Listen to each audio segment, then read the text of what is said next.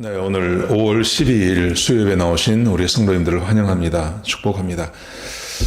거듭 말씀드린 것처럼 우리 6월 첫 주부터 예배를 드리려고 합니다. 그래서 그 1부, 2부, 3부 세 부로 나누어서 예배를 드리려고 합니다. 8시 예배, 9시 반 예배, 11시 예배. 그래서 예배를 좀 짧게 드리고요.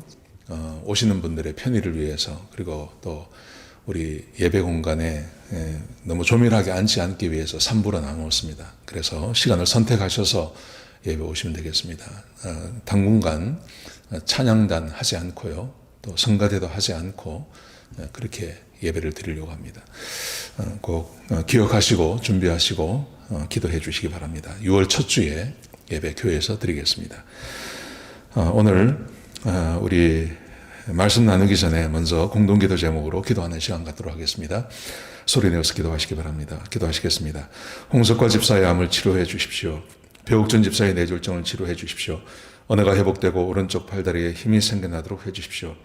과관나 집사의 허리를 치료해 주십시오. 고나다 집사가 다시 걷도록 해 주십시오. 오기선 어린이가 회복이 잘 되게 해 주십시오. 강봉 장로의 임파선암을 치료해 주십시오. 김경수 집사의 당뇨를 치료해 주십시오. 우한 폐렴으로부터 우리를 지켜주십시오. 예수님의 이름으로 기도합니다. 아멘. 특별히 우리 김경수 집사님 위해서 기도해 주시기 바랍니다. 오늘 본문의 말씀은 이사야 9장 1절에서 7절까지 말씀입니다. 우리 한 절씩 교독하시도록 하겠습니다. 제가 먼저 읽겠습니다. 전에 고통받던 자들에게는 흑암이 없으리로다. 옛적에는 여호와께서 스불론 땅과 납발리 땅이 멸시를 당하게 하셨더니 후에는 해변길과 요단 저쪽 이방의 갈릴리를 영화롭게 하셨느니라. 흑암에 행하던 백성이 그 큰 빛을 보고 사망의 그늘진 땅에 거주하던 자에게 빛이 비치도다.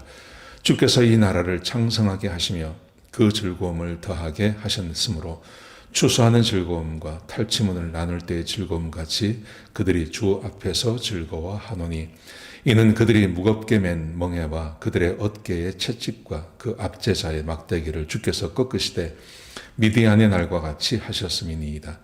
어지러이 싸우는 군인들의 신과 피 묻은 겉옷이 불에 석같이 살라시리니 이는 한 아이가 우리에게서 낳고 한 아들을 우리에게 주신 바 되었는데 그의 어깨에는 정사를 메었고 그의 이름은 기묘자라 모사라 전능하신 하나님이라 영존하시는 아버지라 평강의 왕이라 할 것임이라. 같이 읽겠습니다. 그 정사와 평강의 더함이 무궁하며 또 다윗의 왕자와 그의 나라에 군림하여 그 나라를 굳게 세우고 지금 이후로 영원히 정의와 공의로 그것을 보존하실 것이라. 만군의 여호와의 열심히 이를 이루시리라. 아멘. 네, 지난주에 이어서 오늘도 우리 차이리 전사님 나오셔서 본문을 가지고 말씀해 주시겠습니다. 네, 차이리 전사님 나오시겠습니다. 그간 안녕하셨습니까? 지난주부터 목적을 이루어 가시는 하나님이라는 주제로 이사야서에 대해서 살펴보고 있습니다. 이사야서를 통해서 하나님께서 말씀하시는 그 목적 구원은 말일에 만방에서 하나님의 백성들이 나와 하나님이 지으신 새 땅, 그 새 하늘에서 하나님과 영원히 함께 거한다는 것이었습니다. 오늘부터 3주 동안은 하나님께서 이 목적을 어떻게 이루어 가시는지 살펴보도록 하겠습니다. 기도드리고 시작하겠습니다. 하나님 아버지 감사드립니다. 저희로 하여금 하나님 말씀을 배우고 예배를 드릴 수 있도록 이렇게 나오게 해주시니 감사드립니다.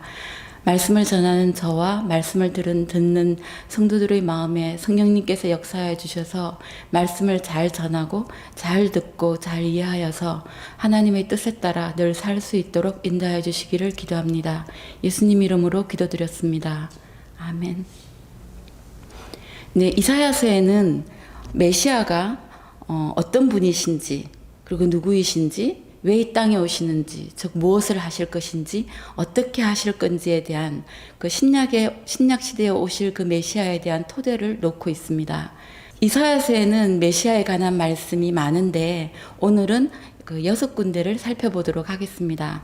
그럼 처음으로 아까 그 봉독하였던 이사야서 9장을 살펴보도록 하겠습니다. 전에 고통받던 자들에게는 흑암이 없으리로다. 이 말은 전에 고통을 받던 자들에게 누가 와서 그 구원을 하여서 더 이상 그 고통이 없을 거라는 것을 말하고 있습니다. 그래서 그 오실 메시아가 구원자라는 것을 얘기해 주고 계십니다. 메시아의 뜻 자체는 하나님의 기름 부음 받은 자입니다. 즉 하나님의 기름 부음 받은 자 메시아가 구원자로 오실 거라는 것입니다. 옛적에는 여호와께서 스불론 땅과 납달리 땅이 멸시를 당하게 하셨더니 후에는 해변길과 요단 저쪽 이방의 갈릴리를 영화롭게 하셨느니라. 여기서 이 말씀은 스불론 땅과 납달리 땅은 멸시를 당하게 놔두셨고 갈릴리는 영화롭게 한다는 뜻은 아닙니다.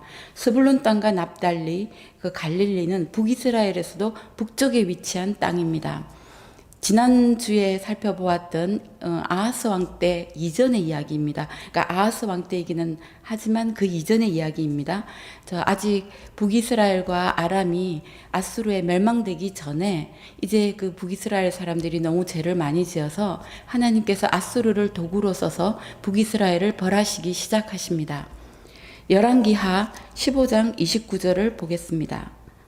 이스라엘 왕 베가 때 바로 이 베가 왕이 그 아람 왕 르신과 함께 동맹을 맺고 아하스 왕을 쳐들어오는 이야기를 지난주에 말씀드렸습니다. 지금은 그 일이 있기 전입니다.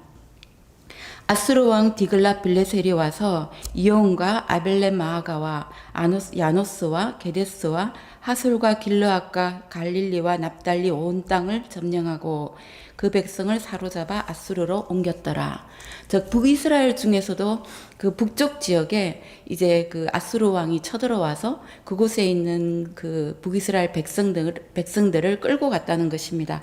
그래서 그 스불론 땅과 납달리 땅이 멸시를 당하게 하셨다는 겁니다. 그 후에는 해변길과 요단 저쪽 이방의 갈릴리를 영화롭게 하셨느니라. 많이 들어보신 말씀이지요. 마태복음 4장 12절을 살펴보겠습니다. 예수께서 요한이 잡혔음을 들으시고 갈릴리로 물러가셨다가 나사렛을 떠나 스불론과 납달리 지경 해변에 있는 가브나움으로 가서 사시니, 여기 그 나사렛은 갈릴리 남쪽이고요. 그래서 예수님께서 남쪽에서 어린 시절을 보내시고 여기 보면 가버나움은 갈릴리 북쪽입니다. 그 갈릴리 북쪽으로 가셨다고 말씀하십니다.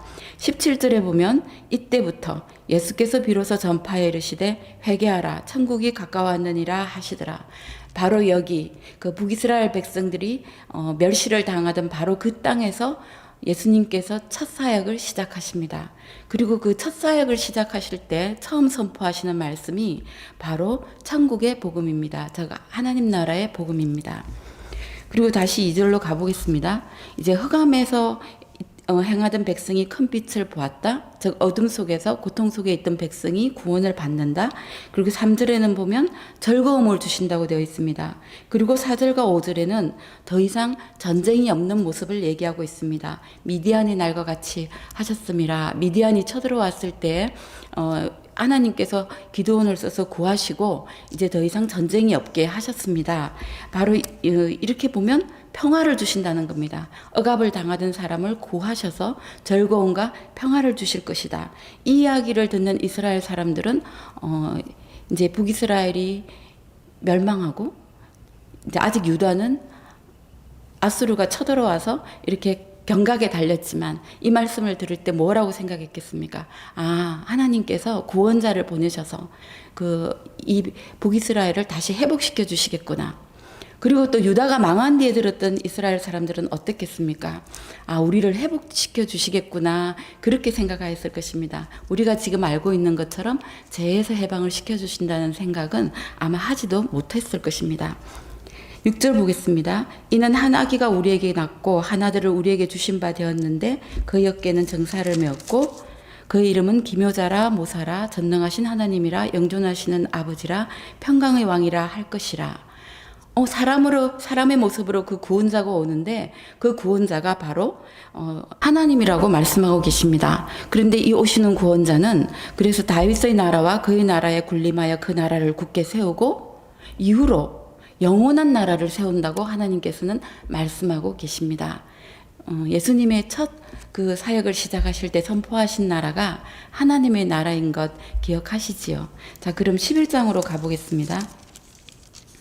이새의 줄기에서 한 싹이 나며 그 뿌리에서 한 가지가 나서 결실할 것이요 그 구원자는 다윗의 후손으로 온다고 되어져 있습니다. 그리고 4절 보겠습니다. 공의로 가난한 자를 심판하며 정직으로 세상의 겸손한 자를 판단할 것이요 그의 입의 막대기로 세상을 치며 그의 입술의 기운으로 악인을 죽일 것이며, 이렇게 공의로 가난한 사람과 부한 사람을 가리지 아니하며 공의로 정의를 행하며 그리고 그 악한 자를 벌하는 것은 왕에게서 기대되어지는 것입니다. 이 구원자는 다윗의 후손으로 왕으로 오시겠구나, 이렇게 말씀하고 계십니다.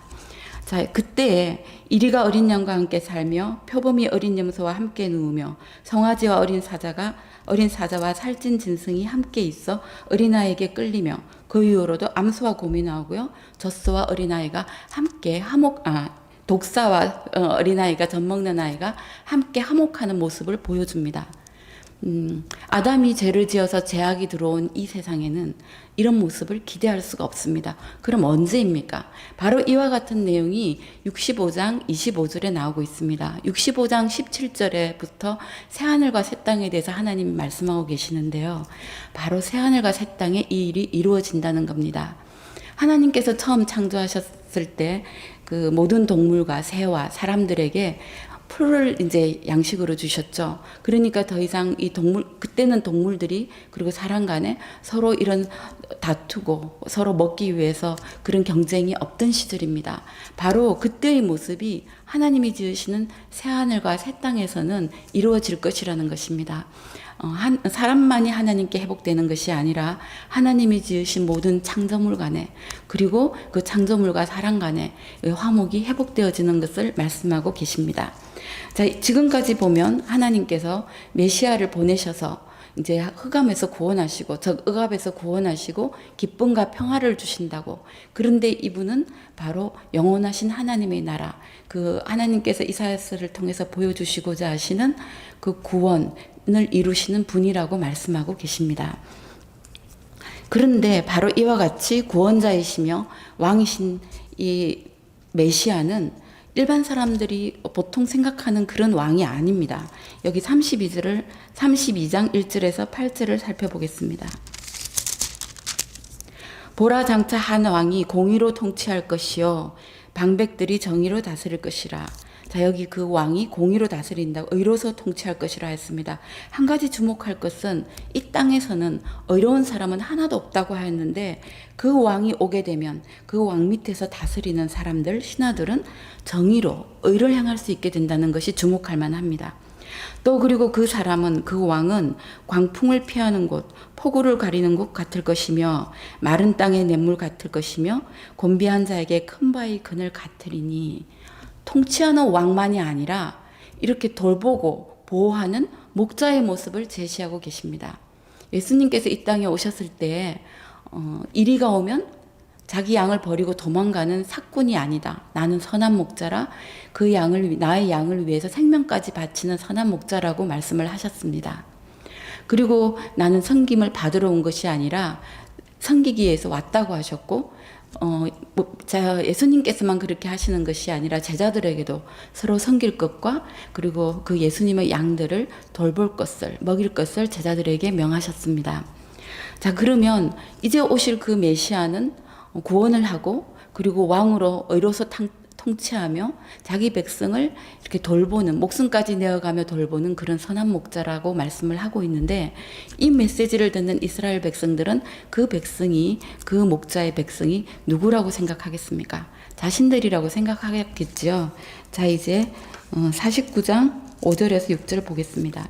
이전까지는 하나님의 그 메시아는 구원자, 왕, 목자의 모습이었습니다. 그런데 지금부터는 그러지 않습니다. 하나님의 종으로 표현되어져 있습니다. 5절 보겠습니다. 이제 여호와께서 말씀하시나니, 그는 이제 그 하나님의 종이 노래를 하고 있습니다. 여호와께서는 태에서부터 나를 그의 종으로 지으신 이시요 야곱을 그에게로 돌아오게 하시는 이시니 이스라엘이 그에게로 모이는도다. 이스라엘을 하나님께로 모으는 일을 이 하나님의 종 메시아가 한다는 것입니다. 그러므로 내가 여호와 보시기에 영화롭게 되었으며 영화롭게 된다는 것이지요. 하나님이 나의 힘이 되시도다. 그가 이르시되 내가 나의 종이 되어 야곱의 지파들을 일으키며 이스라엘 중에 보존된 자를 돌아오게 하는 것은 매우 쉬운 일이라. 이것은 매우 쉬운 일이라고 하십니다.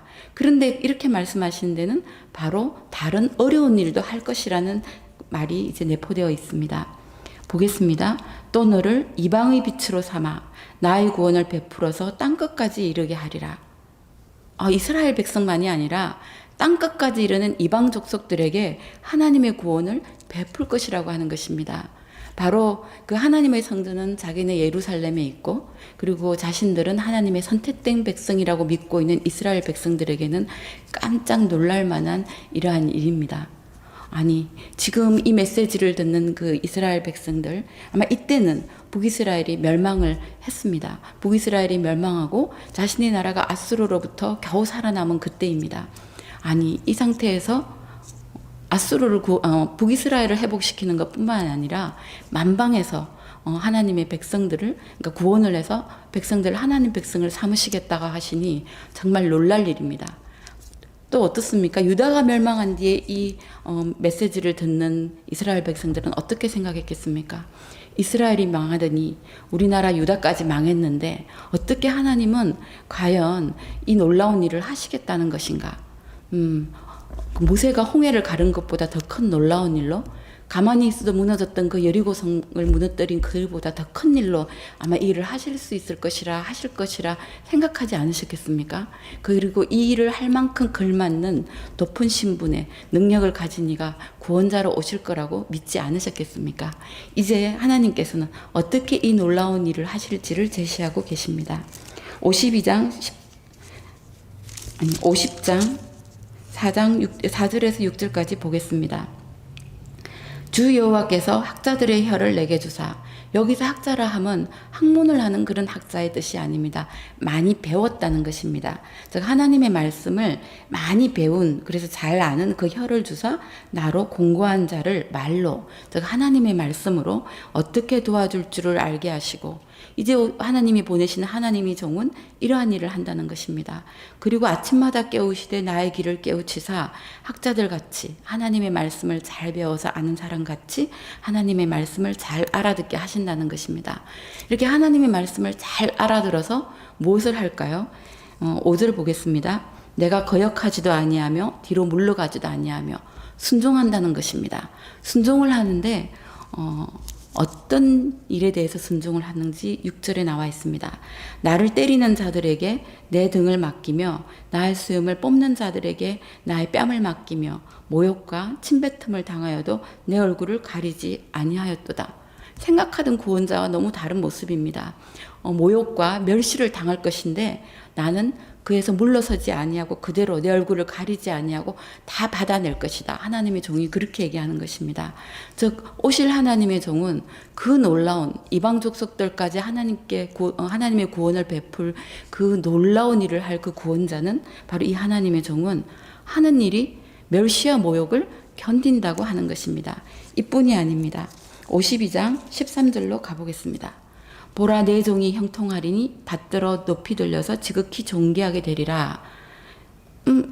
하나님의 종이니 이렇게 되겠죠. 그런데 그 다음엔 전에는 이렇게 된 걸로 보면 이렇게 영화롭게 되는 이 모습은, 하나님의 영광을 받는 이것은 모든 일을 마친 다음에 이렇게 된다는 것입니다. 그런데 그 전에는 어떻게 되는지 여기 설명되어져 있습니다. 그의 모양이 타인보다 상하였고 그의 모습이 사람들보다 상하였으므로 많은 사람이 그에 대해 놀랐거니와. 다 기대를 하고 있었습니다. 그 놀라운 일을 하실 하나님의 그 보내심을 받은 메시아는 분명히 놀라운 일을 하실 것이고 그에 걸맞는 놀라운 모습으로 올 거라고 생각을 했는데 하는 일이 너무 많이 고난을 받아서 이렇게 이 세상의 어떤 사람들보다도 상한 모습이라는 것입니다. 이스라엘 백성들은 아마 생각지도 못할 일이겠지요. 그래서 그에 대해서 놀라게 될 것이라는 것입니다. 그뿐이 아닙니다. 그가 나라들을 놀라게 할 것이며, 여기 나라에 대한 그 히브리어는 주로 이방 민족에 대해서 쓰는 말입니다. 즉 나라들, 이방 민족, 이방 나라들, 그 왕들, 그 이방 나라의 왕들은 그로 말미암아 그들의 입을 봉하리니, 이 말은 너무 놀라서 손으로 입을 가린 겁니다. 말을 못할 정도로 놀라는 것입니다. 왜 놀라냐고요? 이는 그들이 아직 그들에게 전파되지 아니한 것을 볼 것이요 아직 듣지 못한 것을 깨달을 것임이라. 이제까지 듣지도 보지도 못한 일들을 그들이 목도하게 될 것이라는 것입니다. 그리고 왜 그런 일이 벌어졌는지 깨달을 것이라는 것입니다. 이래서 그들이 깜짝 놀라게 된다는 것입니다. 자, 그러면 과연 어떤 일이 벌어질 것인지 그 다음에 설명되어져 있습니다. 53장 1절에서 이 3절을 보면 이제 여기에 보면 보기에 흠모할 만한 아름다운 것이 없도다. 이렇게 하나님의 놀라운 일을 할 하나님이 보내시는 메시아에 대한 기대와는 달리 볼 것도 흠모할 만한 것도 없이 아름답지 않다는 것입니다. 그리고 멸시를 받고 강고를 고난을 많이 겪는다는 것입니다. 그런데 어느 정도의 고난을 겪는지 뒤에 계속 나옵니다. 근데 4장에서 6절까지는 이 고난을 겪는 이유가 5절을 보겠습니다. 그의 찔림은 우리의 허물 때문이요 그의 상함은 우리의 죄악 때문이라. 이제까지 이스라엘 백성들이 많은 죄를 지어왔습니다. 그래서 하나님께서 벌하시면, 즉 이방의 나라 사람들이 와서 자기들을 이제 점령하고 억압을 하면 하나님께 돌아옵니다. 그럼 하나님께서 사사 시절에는 사사들을 보내셨고 그 위에 다윗 왕 이후에는 또 좋은 왕들을 통해서 하나님께서 그들을 구원하셨습니다. 그런데 이번에 올 그 구원자는 그렇게 하나님의 놀라운 능력을 그들을 통해서 보여줄 그런 분이 아니라 이제 자신들의 죄를 대신해서 고난을 받고 그리고 멸시를 당한다는 것입니다. 어느 정도까지 멸시를 당하는지 보겠습니다. 고난을 당하는지 보겠습니다. 7절에 보면 그가 곤욕을 당하여 괴로울 때에도 그의 입을 열지 아니하여 마치 도수장으로 끌려가는 어린 양과 털 깎는 양 앞에 잠잠한 양같이 그의 입을 열지 아니하였도다. 근데 거기에 8절에 보면 세상에서 끊어지면 결국은 죽게까지 된다는 것입니다.